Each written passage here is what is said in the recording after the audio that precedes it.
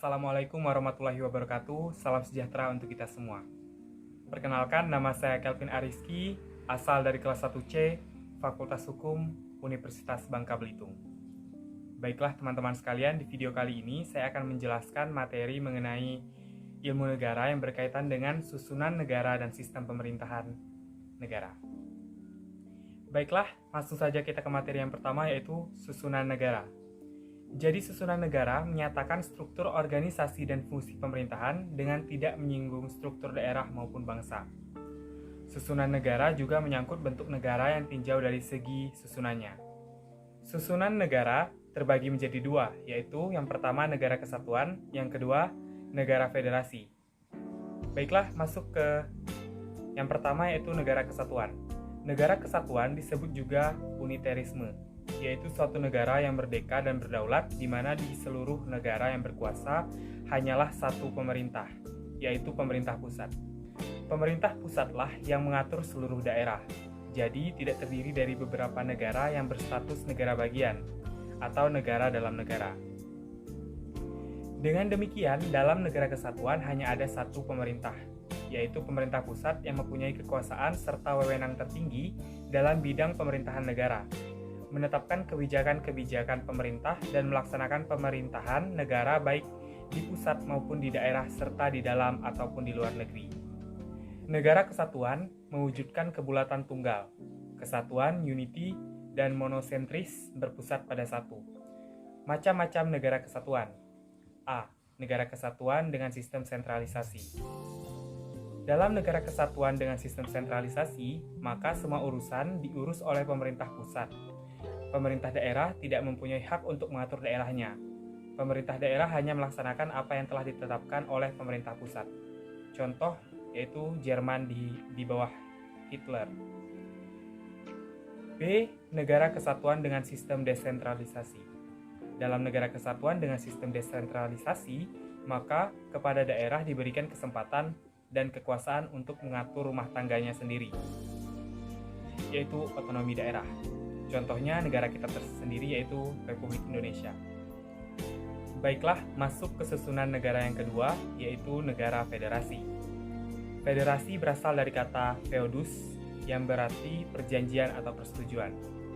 Dalam negara federasi atau negara serikat, terdapat dua atau lebih kesatuan politik yang sudah atau belum berstatus negara, berjanji untuk bersatu dalam suatu ikatan politik, di mana ikatan tersebut akan mewakili mereka secara keseluruhan. Jadi, merupakan suatu negara bagian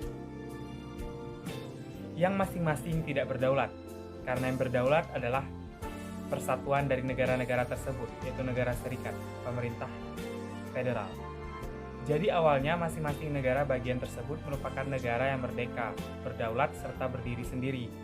Dengan menggabungkan dalam suatu negara serikat, maka negara yang tadinya berdiri sendiri sekarang menjadi negara bagian dan melepaskan sebagian kekuasaan yang dimilikinya dan menyerahkan kepada negara serikat.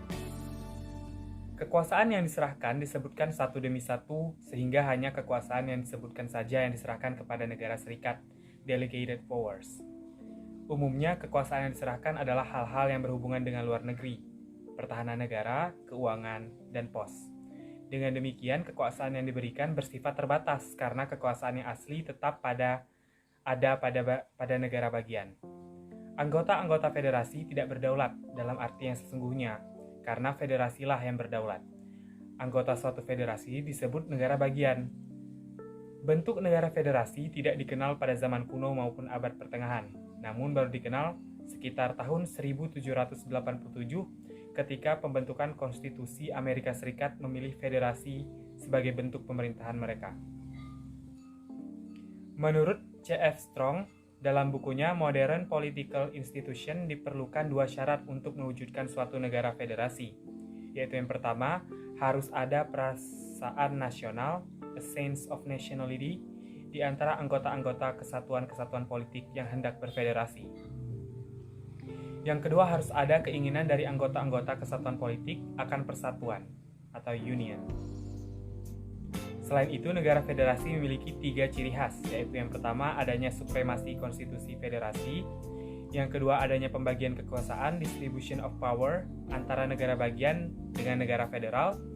Yang ketiga, adanya suatu kekuasaan tertinggi yang bertugas menyelesaikan sengketa yang mungkin timbul antara negara bagian dengan negara federal. Baiklah teman-teman, masuk ke poin pembahasan yang kedua, yaitu sistem pemerintahan. Secara umum, sistem pemerintahan adalah sebuah sistem hubungan fungsional antara lembaga negara dalam menjalankan kekuasaannya di dalam suatu negara. Sederhananya, sistem pemerintahan digunakan sebagai sarana untuk menjalankan roda pemerintahan untuk menjaga kestabilan negara dalam waktu yang relatif lama. Dengan demikian, sistem pemerintahan dapat menjaga kestabilan masyarakat di berbagai bidang. Umumnya negara-negara di dunia menganut salah satu dari dua sistem pemerintahan, yaitu sistem pemerintahan presidensial dan sistem pemerintahan parlementer. Yang pertama yaitu sistem pemerintahan parlementer. Sistem pemerintahan parlementer merupakan suatu sistem pemerintahan di mana pemerintah atau eksekutif bertanggung jawab kepada parlemen. Dalam sistem pemerintahan ini, parlemen mempunyai kekuasaan yang besar dan mempunyai kewenangan untuk melakukan penguasaan terhadap eksekutif. Menteri dan Perdana Menteri bertanggung jawab kepada parlemen. Contoh negara yang menganut sistem pemerintahan parlementer ialah Kerajaan Inggris, Belanda, India, Australia, dan Malaysia. Ciri-ciri sistem pemerintahan parlementer. Yang pertama, badan legislatif atau parlemen adalah satu-satunya badan yang anggotanya dipilih langsung oleh rakyat melalui pemilihan umum. Yang kedua, anggota parlemen terdiri atas orang-orang dari partai politik yang memenangkan pemilihan umum. Yang ketiga, pemerintah atau kabinet terdiri atas para menteri dan perdana menteri sebagai pemimpin kabinet. Yang keempat, kabinet bertanggung jawab kepada parlemen dan dapat bertahan sepanjang mendapat dukungan mayoritas anggota parlemen.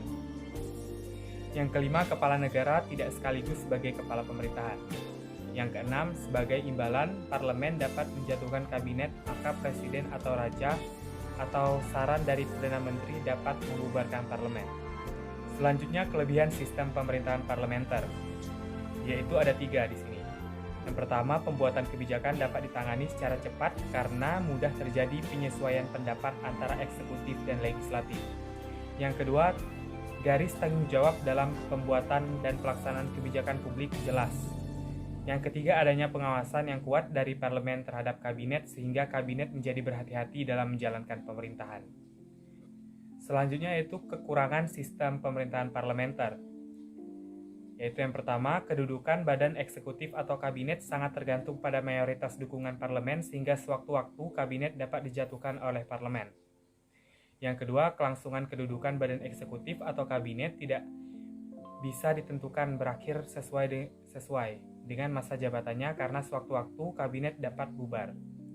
Yang ketiga, kabinet dapat mengendalikan parlemen. Hal itu terjadi apabila para anggota kabinet adalah anggota parlemen yang berasal dari partai mayoritas. Karena pengaruh mereka yang besar di parlemen dan partai, anggota kabinet dapat menguasai parlemen tersebut.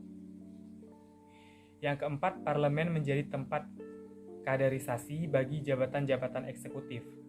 Pengalaman mereka menjadi anggota parlemen dimanfaatkan dan menjadi bekal penting untuk menjadi menteri atau jabatan eksekutif lainnya. Selanjutnya, sistem pemerintahan yang kedua yaitu sistem pemerintahan presidensial. Sistem pemerintahan presidensial merupakan sistem pemerintahan di mana kepala pemerintah dipegang oleh presiden dan pemerintah tidak bertanggung jawab kepada parlemen atau legislatif. Menteri bertanggung jawab kepada presiden karena presiden berkedudukan sebagai kepala negara, sekaligus kepala parlemen pemerintahan. Contoh negara yang menganut sistem presidensial yaitu Amerika Serikat, Pakistan, Argentina, Filipina, dan negara kita sendiri yaitu Indonesia. Unsur pemerintahan presidensial menurut Rod Hay, pemerintahan presidensial terdiri dari 3 unsur, yaitu presiden dipilih rakyat memimpin pemerintahan dan mengangkat pejabat-pejabat pemerintahan yang terkait. Presiden dengan Dewan Perwakilan memiliki masa jabatan yang tidak tetap, tidak bisa saling menjatuhkan. Yaitu selanjutnya, tidak ada status yang tumpang tindih antara badan eksekutif dan badan legislatif. Selanjutnya itu ciri-ciri sistem pemerintahan presidensial. Yang pertama, penyelenggaraan negara berada di tangan presiden. Presiden adalah kepala negara sekaligus kepala pemerintahan. Presiden tidak dipilih oleh parlemen tetapi dipilih langsung oleh rakyat atau suatu dewan majelis. Yang kedua, kabinet atau dewan menteri dibentuk oleh presiden. Kabinet bertanggung jawab kepada presiden dan tidak bertanggung jawab kepada parlemen atau legislatif. Yang ketiga, presiden tidak bertanggung jawab kepada parlemen. Hal itu dikarenakan presiden tidak dipilih oleh parlemen. Yang keempat, presiden tidak dapat membubarkan parlemen seperti dalam sistem parlementer. Yang kelima, parlemen memiliki kekuasaan legislatif dan sebagai lembaga perwakilan. Anggota parlemen dipilih oleh rakyat.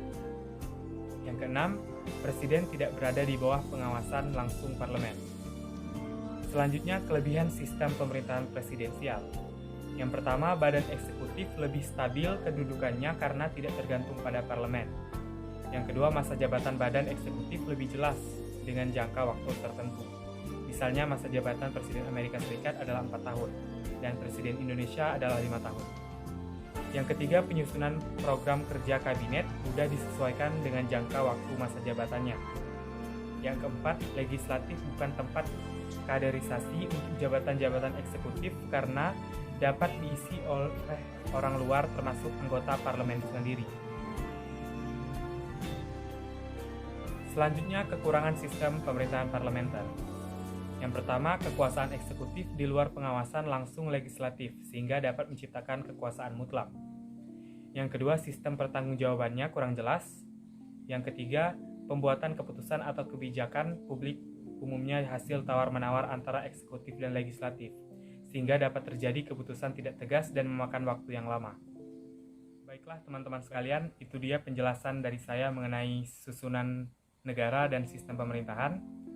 Jadi dapat kita simpulkan bahwasanya negara Indonesia, seperti yang saya jelaskan tadi, menganut sistem pemerintahan presidensial dan susunan negaranya yaitu negara kesatuan yang berbentuk republik. Sekian dari saya Kelvin Ariski. Wassalamualaikum warahmatullahi wabarakatuh.